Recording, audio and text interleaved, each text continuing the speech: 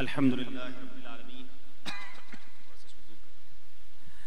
والصلاة والسلام علی سید المرسلین اما بعد فاعوذ باللہ من الشیطان الرجیم بسم اللہ الرحمن الرحیم. پڑھیے الصلاة والسلام علیک یا رسول اللہ وعلی آلک واصحابک یا حبیب اللہ. الصلاة والسلام علیک یا نبی اللہ وعلی آلک واصحابک یا نور اللہ.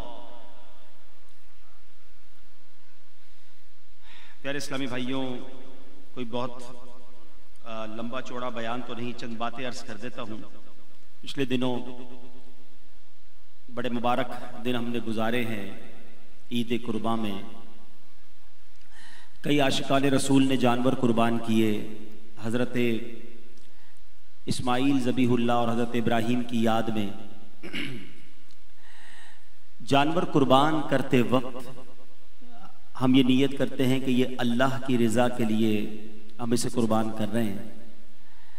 لیکن اس کے ساتھ ساتھ اللہ کرے کہ ہم اپنے گناہوں کی عادتوں کو بھی قربان کریں، اپنی بری عادتوں کو بھی قربان کریں، اپنے نفس اور تکبر اور جو اللہ کی نافرمانی کا انداز ہے اس کو بھی بندہ قربان کر دے. کیونکہ قربانی کے وقت جو دعا پڑھی جاتی ہے کہ بے شک میری عبادت، میری قربانی، میرا جینا، میرا مرنا وہ سب اللہ کے لیے ہے. تو اللہ کرے کہ ہم اپنا سب کچھ اللہ کے سپرد کرنے والے بن جائیں. اور اس کے ساتھ ساتھ ایک اور بڑا ہم نے دیکھا اہتمام کیا لوگوں نے، بڑی اچھی بات ہے کہ 10 دن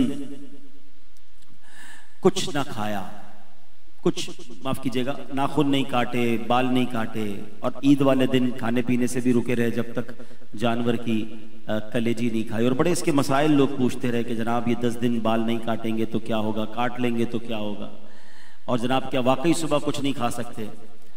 تو یقیناً میرے آقا علیہ الصلوۃ والسلام کی ایک سنت کہہ لیں، مستحب عمل کہہ لیں، مستحب تھا 10 دن تک اپنے بال، ناخن اور خال نہ تراشنا.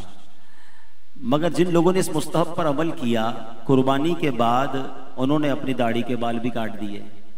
حالانکہ وہ بھی نبی پاک کا حکم تھا اور مستحب تھا، اور داڑھی بڑھانا یہ میرے آقا کا وہ حکم تھا جس پر عمل کرنا واجب تھا. مستحب کی بڑی فکر تھی، مگر یہ فکر نہیں تھی کہ جناب واجب پر بھی عمل کرنا ہے اور جناب اپنے چہرے سے میرے آقا کی سنت ہٹا دی. تو جب آپ نے ان 10 دن اتنا اہتمام کیا تو اس کے بعد بھی اس اہتمام کو جاری رکھتے اور چہرے پر داڑھی ہمیں سجانی چاہیے. اسی طرح ذبیحہ کے وقت بڑا خیال ہوتا ہے کہ بسم اللہ اللہ اکبر زور سے پڑھا جائے، کیونکہ اگر نہیں پڑھا جائے گا تو جانور جو ہے وہ ذبح صحیح نہیں ہوگا، اور ذبح صحیح نہیں ہوگا تو حرام ہو جائے گا. اسی طرح بیرون ملک میں جب ہم ہوتے ہیں تو وہاں بندہ بڑا کانشیس ہوتا ہے کہ یار یہ چیز حلال ہے کہ حرام ہے، اس کے اندر کوئی ایسی چیز شامل تو نہیں جو میں نہیں کھا سکتا. تو یقیناً چیزوں کا ذبح صحیح ہونا بہت ضروری ہے، اور ذبیحہ چیز ہی کھانا چاہیے. لیکن یہ بھی تو دیکھنا ہے کہ جس روزی سے یہ پیسے کمائے وہ بھی حلال ہونے چاہیے. جانور حرام نہ ہو اس کا خیال تو ہے، روزی حرام نہ ہو اس کا خیال کتنوں کو ہے. جس طرح حلال کھانے کے لیے ہم کوشش کرتے ہیں کہ ذبح ٹھیک ہو جائے، یا دنیا میں کہیں جاتے ہیں تو چیک کرتے ہیں کہ یار اس میں کوئی سور کی یا کوئی شراب کی یا الکوہل کی آمیزش تو نہیں، بالکل ٹھیک ہے، نہیں ہونی چاہیے. مگر جن پیسوں سے خرید رہے ہو وہ پیسے بھی تو حلال کے ہونے چاہیے، اس کی فکر کتنوں کو ہے. جس طرح حلال کھانا، حلال ذبیحہ ہونا چاہیے، اس طرح آنکھیں بھی حلال دیکھیں اور حرام نہ دیکھیں، اس کی فکر بھی تو ہونی چاہیے. بڑے نازک ہیں ہم لوگ. عید والے دن بھی سرما لگایا ہوگا. جب سرما لگاتے ہیں تو ہاتھ تھوڑے سے کانپ رہے ہوتے ہیں، آنکھیں بڑی نازک ہے نا یار، یہ سلائی تھوڑی سی تیز لگ گئی تو آنکھ زخمی ہو سکتی ہے. کان صاف کرتے وقت ایئر بڈ کچھ لوگ یوز کرتے ہیں، روئی کی جو ڈنڈی ہوتی ہے وہ بھی استعمال بڑی احتیاط سے کرتے ہیں، کیونکہ زور سے کریں گے تو درد ہو جائے گا. اتنے نازک ہے میرے اور آپ کی آنکھیں اور کان. لیکن آپ کو معلوم ہے کہ جو ان آنکھوں اور کانوں کو حرام سے بھرے گا قیامت کے دن انہی آنکھوں اور کانوں میں جہنم کے کیل ٹھونکے جائیں گے، آگ بھر دی جائے گی۔ آنکھوں میں آگ، تنکا جائے تو جان نکل جاتی، آگ کا کیا حال ہوگا؟ تو جن آنکھوں کا سرما لگاتے وقت، میل نکالتے وقت اتنا خیال کرتے ہو کانوں اور آنکھوں کا، تو حرام سننے اور دیکھتے وقت بھی خیال رکھیں کہ اس پر جو عذاب ہوگا تو اس کو ہم کیسے سہ سکیں گے۔ یعنی ہم ایک سائڈ تو بڑا غور کرتے ہیں اور اس سے بڑی سائڈ کو بعض اوقات بھولے بیٹھے ہوتے ہیں۔ تو برائے کرم ان باتوں کو یاد رکھیں۔ آج ماشاءاللہ شادی خانہ آبادی کی محفل ہے، فیملی کے لوگ موجود ہیں، تو یاد رہے ہمارا اسلام ہمیں فیملی کے بارے میں بھی مکمل زندگی گزارنے کا طریقہ بتاتا ہے۔ یعنی فیملی کے ساتھ ہمارا انداز اور برتاؤ کیسا ہونا چاہیے، ایک ہی حدیث سے میرے آقا علیہ الصلوۃ والسلام نے سمجھا دیا، جس کا حدیث کا پاک کا مضمون ہے۔ آقا فرماتے ہیں خیرکم خیرکم لأہلہ وَأَنَا خَيْرُكُمْ لِأَهْلِي۔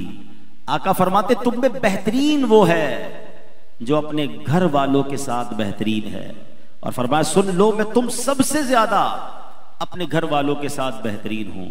تو کونین کے والی صلی اللہ تعالیٰ علیہ وسلم نے اپنی اگزامپل بھی ساتھ پیش کر دی۔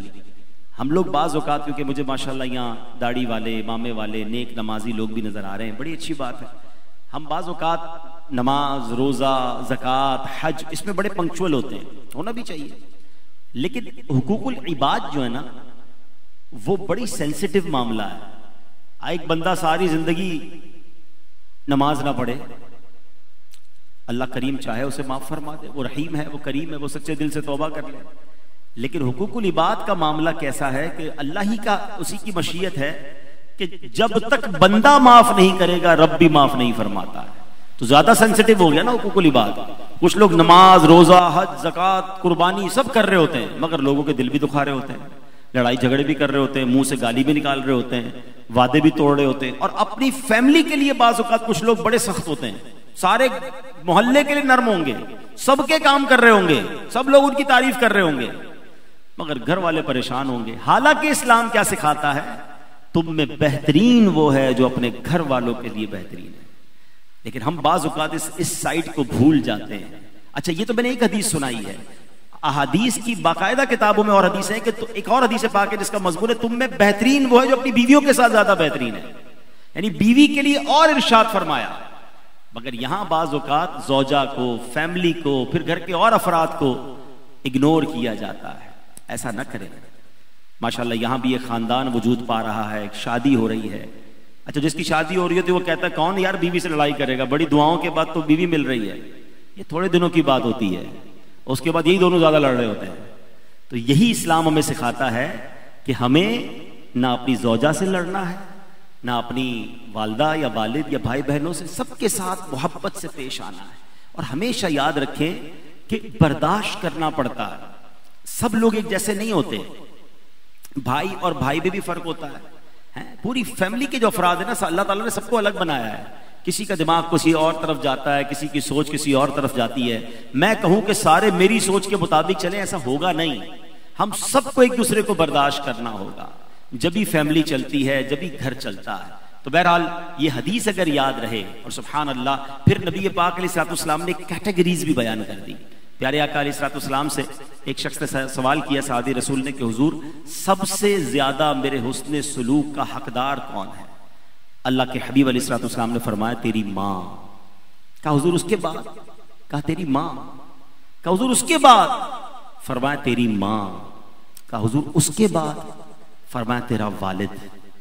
یہ وہ مرتبہ ہے کہ ساری کائنات میں، ساری دنیا میں سب سے زیادہ اگر حسن سلوک کی کوئی حقدار ہے تو وہ ماں ہے، پھر والد ہے، پھر باقی لوگوں کا باری آتی ہے۔ لیکن آج یہ نوجوان بیٹھے ہیں، ہم دوستوں کے لیے آدھی رات کو حاضر ہیں، مگر ماں کہے کہ بیٹا رات کو دوائی چاہیے تو ماں بھی بہت رات ہو گئی ہے کل بات کریں گے۔ ماں کے لیے ٹائم نہیں ہے، والد کے لیے وقت نہیں ہے، بھائی بہنوں کے لیے وقت نہیں ہے، اپنے بچوں کے لیے محبت کرنے کا وقت نہیں ہے۔ پھر وہ عورت جو سب کو چھوڑ کر آپ کے لیے آپ کے گھر میں آئی ہے، اس سے آپ بعض اوقات لڑائی کر رہے ہوتے ہیں، الجھ رہے ہوتے ہیں، یہ نہ کریں۔ بعض اوقات یاد رکھیے گا، میں چونکہ بیان لمبا نہیں کرنا اور تھوڑا سا طبیعت بھی ساتھ نہیں دے رہی، ورنہ ایسی واقعات موجود ہیں کہ 70 سال کے عبادت گزار ایسا شخص جس نے 70 سال تک مکے میں عبادت کی، روز طواف کرتا اور روز روزے رکھتا، عبادت کا عالم کیا ہوگا؟ اور اس کی عبادتیں اس کے منہ پر مار دی گئیں کہ اس کی بہن معذور تھی اور اس نے اپنی بہن کا خیال نہیں رکھا۔ اسلام میں قریبی رشتوں کی بڑی اہمیت ہے، جو جتنا قریب ہے اس کا اتنا زیادہ حق ہے، مگر آج سارے ہماری میمنی کے ساتھ سجے گام جی فکر ہے اور گھر والے پریشان ہیں۔ ایسا نہیں ہونا چاہیے، بلکہ آپ کو اگر صدقہ دینا ہے، خیرات دینی ہے، اللہ کی راہ میں خرچ بھی کرنا ہے، تو بھی پہلا حق آپ کے اپنے قریبی رشتہ داروں کا ہے۔ ایک حدیث پاک کا مضمون سے آپ سمجھو سینیریو کو، بات سمجھو۔ حدیث پاک کا مضمون ہے کہ وہ بندہ جو غیروں کو بانٹے اور اس کے اپنے پریشان ہوں، اس پر اللہ کریم قیامت کے دن رحمت کی نظر نہیں فرمائے گا۔ حالانکہ وہ بانٹ رہا ہے، یہ نہیں کہا کہ کنجوس نہ بانٹنے والا، بانٹنے والا ہے، سخی ہے، خرچ کر رہا ہے، مگر خرچ پراپر نہیں کر رہا ہے، دوسروں پر کر رہا ہے، اپنوں کو بھول رہا ہے۔ خرچ کے باوجود فرمایا کہ اللہ اس پر رحمت کی نظر نہیں فرمائے گا۔ تو سمجھیں بات کو، صدقے خیرات میں بھی فیملی، گھر بار، رشتہ دار ڈھونڈیں، اپنے رشتہ داروں میں ڈھونڈیں جو لوگ پریشان ہیں۔ اصل میں نا اس میں بھی شیطان کا ایک وار ہے، رشتہ دار واہ نہیں کرتا۔ رشتہ دار کو جب آپ دیتے ہیں نا تو اس سے آپ کا نام نہیں ہوتا۔ آپ ذرا کسی علاقے میں بانٹے تو سارا محلہ کہتا ہے ماشاءاللہ کتنے سخی ہیں، مسجد میں دیتے ہیں تو اعلان ہو جاتا ہے، رشتہ دار تھوڑی اعلان کرتا ہے۔ تو بندہ کہتا ہے ادھر تو مجھے اپریسیشن ملتی ہے، دوسری جگہوں پر دیتا ہوں تو میری واہ واہ ہوتی ہے، ادھر تو پوچھتا ہی کوئی نہیں ہے، رشتہ دار لے کے چلا جاتا ہے چپ چاپ۔ اصل میں یہاں دل یہ چاہتا ہے کہ میں دوسروں کو دوں یا ایسی جگہ دوں جہاں میرا نام ہو، لیکن ہمیں اللہ اور اس کے رسول کے احکام پر نظر رکھنی ہے، ثواب زیادہ اس میں ہے۔ تو بہرحال خاندان کے لوگ بیٹھے ہیں، ایک دوسرے سے محبت کیجئے، پیار کیجئے، اپنے اپنے ہی ہوتے ہیں۔ یاد رکھو خون جو ہے نا وہ خون ہی ہوتا ہے۔ کچھ لوگ آج کل تو ہر بندہ اپنے اپنے گروپ چلا رہا ہے نا، سب کے پیجز بنے ہوئے ہیں، تو سب کے جناب واٹس ایپ گروپ ہے، کوئی کہتا ہے میرے 5000 فرینڈز ہیں، کوئی کہتا ہے 4000 فرینڈ ہیں، اتنے لائکس ہیں، 25-50 گروپوں کا ممبر ہوں۔ بتاؤ یہ اتنے 1000 لائکس، اتنے 1000 فرینڈ ہوتے ہوئے جب بیمار ہوتے ہو تو بستر کر کنارے پہ کتنے فرینڈ کھڑے ہوتے ہیں؟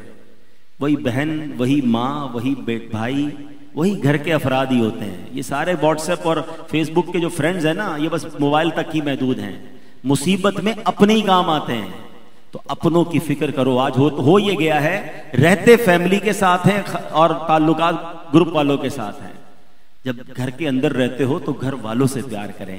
بہرحال اللہ پاک ہم سب کے گھروں میں محبت، پیار اور سکون عطا فرمائے، آپس کی ناراضگیاں ختم کر دے۔ اللہ کرے ہم شیر و شکر ہو کر رہیں، ایک دوسرے کو برداشت کر کے چلیں، اور اس حدیث پر عمل کریں کہ تم میں بہترین وہ ہے جو اپنے گھر والوں کے ساتھ بہترین ہے۔ ایک اور گھر والوں کی اہمیت اور اللہ کو کتنا پسند ہے اپنے بچوں پر، اپنی فیملی پر خرچ کرنا۔ روایتوں کا مضمون ہے کہ بندے کے نامہ اعمال پر سب سے جو وزنی صدقہ ہوگا نا، یعنی نامہ اعمال پر جو زیادہ وزن رکھتا ہوگا صدقہ، وہ صدقہ ہوگا جو اس نے اپنے گھر والوں پر خرچ کیا ہوگا۔ میں اپنی بچوں کو کھلا رہا ہوں، اپنی فیملی پر ہی خرچ کر رہا ہوں، اور وہ میرے نامہ اعمال پر وزندار ہو رہا ہے۔ اب بتاؤ، نہیں یار دوستوں پر جان قربان ہے، گھر والوں پر خرچ نہیں کر رہے ہوں گے۔ حالانکہ اچھی نیتوں کے ساتھ، اللہ کی رضا کی نیت کے ساتھ آپ جب بھی اپنے گھر والوں پر جائز طریقے سے خرچ کریں گے، اس ایک ایک روپے کا ثواب انشاءاللہ آپ کو آپ کے نامہ اعمال پہ وزندار عمل کی صورت میں دیا جائے گا۔